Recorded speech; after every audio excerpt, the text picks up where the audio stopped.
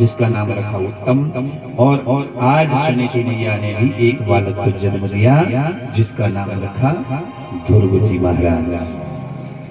अब छोटा सा बच्चा है, कुटिया में पला है, आश्रम में संतों के बच्चे उन्हीं के साथ खेलता है, और जैसी करेंगे संगत वैसी चढ़ेगी रंगत। एक न एक दिन दारू पीने वाले का संग करोगे तो आप भी एक दिन घुट्टी मारी लोगे, है ना। तम्बाकू पीने वालों का संग करोगे एक दिन बोलेंगे भैया एक मुझे भी दे दे, देखते हैं कैसे। सत्संग करोगे तो एक ना एक दिन तुम पे उस रंग चढ़ेगा। तो जैसा किया संग वैसा चढ़ा रंग, जैसा पिए पानी वैसी बोले बानी। ये पक्की बात।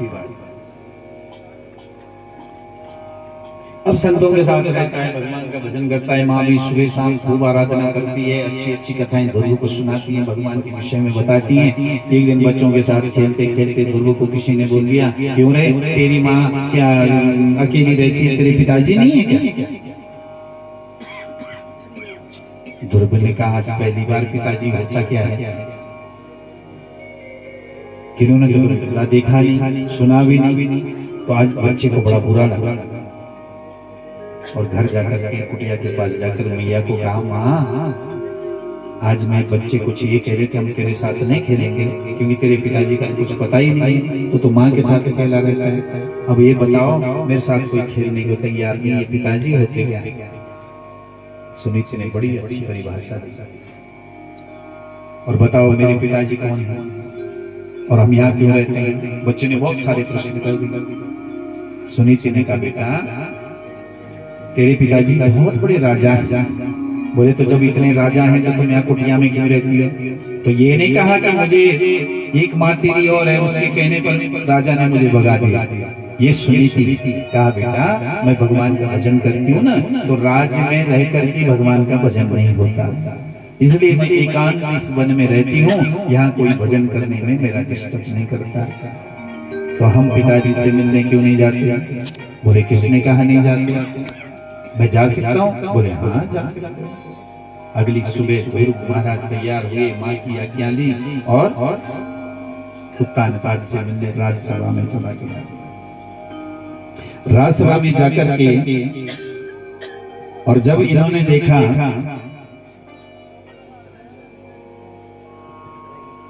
कि उत्तानपाद सिंहासन पर बैठे हैं और उनकी गोद में एक छोटा सा बालक इन्हीं की उम्र का बैठा है, तो द्वार पर द्वारपालों ने रोकना चाहा, लेकिन इन्होंने कहा मैं राजा का बेटा हूं, ध्रुव मेरा नाम है। तो द्वारपालों ने भी जाने दिया और सिंहासन के पास खड़े हो गए, दोनों हाथ उठा करके बोले मुझे गोद दो। इन्होंने कहा कौन है रे तू? क्या नाम है आपका? बोले मेरा नाम ध्रुव है। आपकी माँ का? बोले मेरी माँ का नाम सुनीति। आपके पिता का? बोले मेरे पिता का नाम उत्तानपाद है। उत्तानपाद को बड़ी करुणा, अरे सुनीति का बेटा मेरा बेटा।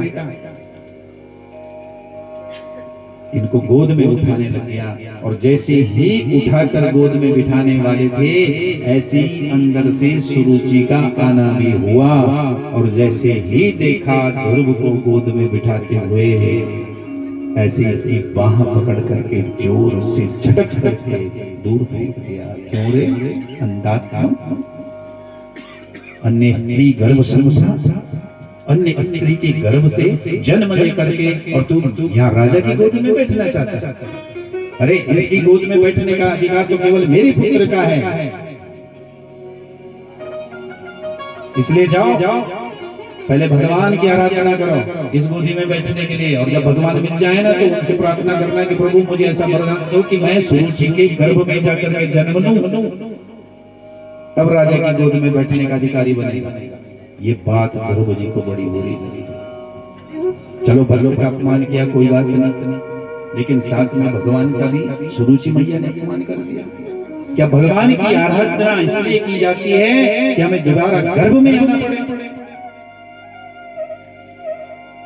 और इस गर्भ से बचने के लिए तो भगवान की आराधना करते हैं कि हम मुक्त हो जाएं, भगवान का अपमान करती है। बहुत बुरा लगा, आंखों में मोटे मोटे आंसू लेकर के भाग के चला गया सुनीति के पास। जैसे ही गया जोर जोर से शिष्कियां लेकर के रोने लगा। माँ ने सीने से लगा लिया, ध्रुव क्या हो?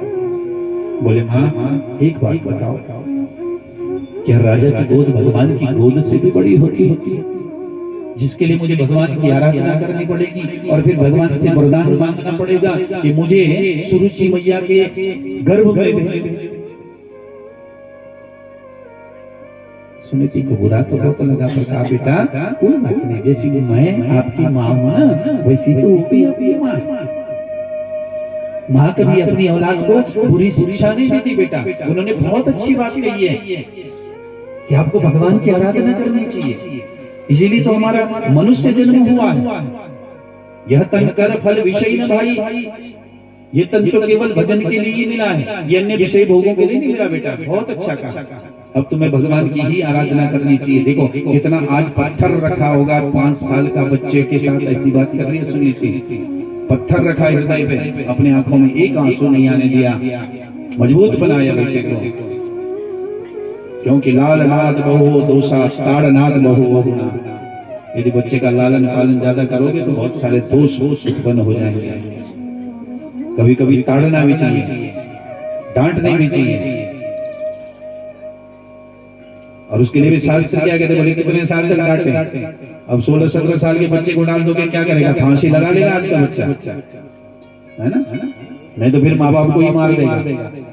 कितनी घटनाएं होती हैं, एक मोबाइल के लिए माँ बाप को ही मार दिया, मोटरसाइकिल नहीं दी तो फांसी लगा ली, कितनी सूचनाएं मिलती हैं।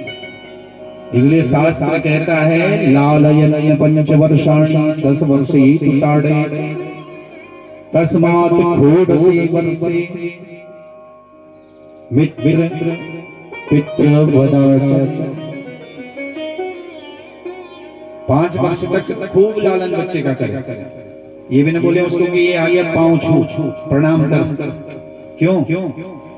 5 वर्ष तक उसको कुछ मत बोली, नहीं तो 5 से 6 वर्ष का जाएगा तब अगर ये बोलोगे ना भैया नाना आया है प्रणाम कर, बोले बहुत कर चुका हूँ 5 साल तक, अब नहीं करने, है ना?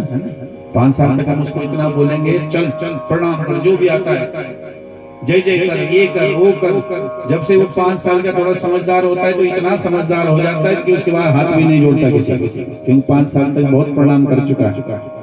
इसलिए 5 साल लालयन पंचवर्षाणि 10 वर्ष ही तुताड़े। फिर 5 से और 10 वर्ष तक उसकी ताड़ना करी, उसके अंदर संस्कार भरी। ताड़ने का मतलब नहीं कि डंडा उठाई के रखो, उसको अपने वंश की बातें, अपने गांव की, है ना, अपनी वंश परंपरा, हमारे यहाँ क्या होता था, कैसे होता था, इसकी शिक्षा दीजिए, समाज की शिक्षा दीजिए। और जब वो 10 वर्ष से ऊपर चढ़ गया तो फिर क्या करें? बोले पिता को मित्रवत व्यवहार करना चाहिए, तब आपसे खुलेगा, नहीं तो अपने मन की बात भी हमेशा आपसे छुपा के रखेगा। राधे राधे राधे।